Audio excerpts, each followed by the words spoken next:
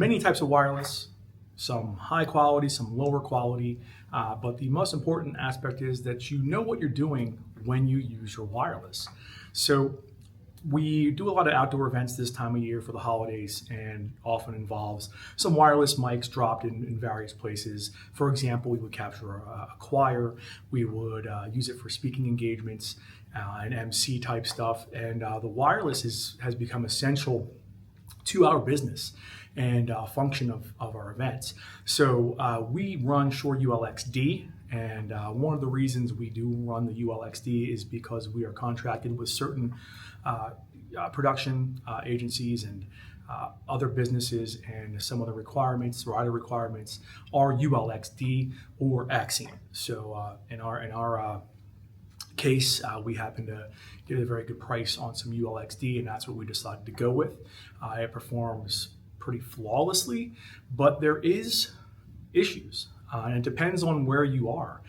So for example, a couple of the events we have done over the last few weeks have been closer to the Philadelphia market, and we do see a larger increase of traffic in certain wireless bands. So it's very, very important. The first thing you do when you get your wireless up is to actually check your signal. And in the case which I'm going to show you here, at a gig we're getting ready to start, and we get everything set up, and we notice that our wireless is pretty much hot. It's peaking, and signal strength is full, but we have no wireless mics turned on.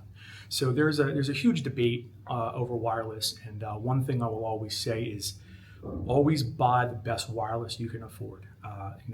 Producing live sound events, I can't tell you how many times a musician has handed me their in-ears, their guitar wireless, whatever it may be, and we continually deal with dropouts. And no matter what we do, no matter how many times we scan, there are still dropouts. Now, a lot of that stuff is in the 2.4 gigahertz range, and it's usually an issue. And unfortunately, it's just a busy frequency band, and a lot of traffic in that area with phones and Wi-Fi and internet. So there's a lot to it. So we end up, in those instances, dropping a line and putting the receiver or transmitter right in front of the artist to work.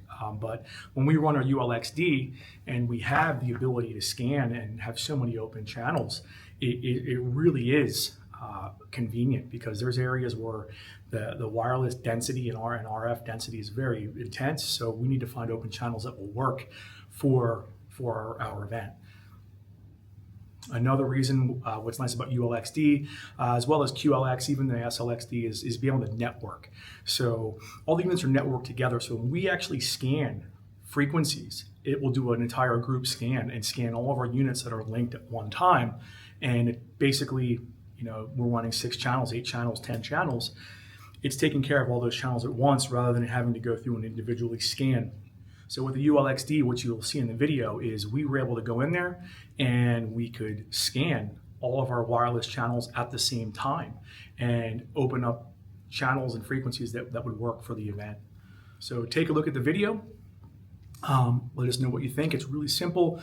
I'm not going to get into details of, which is better wireless, what you need. That's for you to decide. But again, it always goes back to get the best wireless you can afford. And it's one of those things it's an afterthought. Oh, I'm going to spend, $10,000 on my guitar rig, but I'm going to put a $40 wireless on it from Amazon. Or, I'm a lead singer in a pretty decent band that, plays many gigs, but I'm going to buy the cheapest wireless I can get. And honestly, 9 times out of 10, on those events, there's always some kind of issues, and we'll often end up switching those types of mics out for our ULXD, and the performance is flawless. So let us know your thoughts. Let us know what you think. We'll get into the debate of wireless at some other point, but this is more of a practical sense and real-world use case where we show up to an event and our wireless is loaded with interference, and we have to change channels to make the wireless work for the event. It's something everybody should do. If you're running wireless, always listen, look at your meters, look at your signal, use software. There's plenty of software and analyzers out there that will show you traffic in your area. You can look it up ahead of time. We use Shure channels as well to help us with some of these things, but having the flexibility to do it and do it right is what matters and what makes the difference. So thanks for watching. Hey everybody, Mike from SanCo here. We're at a gig down here in Malvern, PA. It's balmy 30 degrees, pretty cold, and I wanted to go over something that most people should be informed about if you're using wireless. Okay, you're looking at our ULXD right now, and if you notice, we're showing signal on every single channel. We have 0 microphones turned on, so what this is showing us is there is a lot of traffic in this area, in this frequency band. So what we'll do is we will rescan to clean up our channels a bit. So what we can do here is I can do a group scan. And it's scanning right now the groups, looking for clean, open frequencies.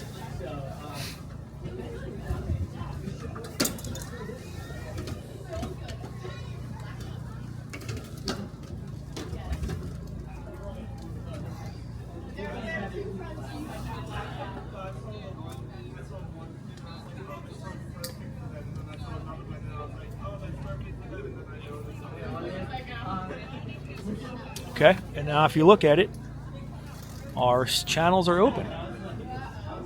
So something you should do all the time at a gig when you're running wireless.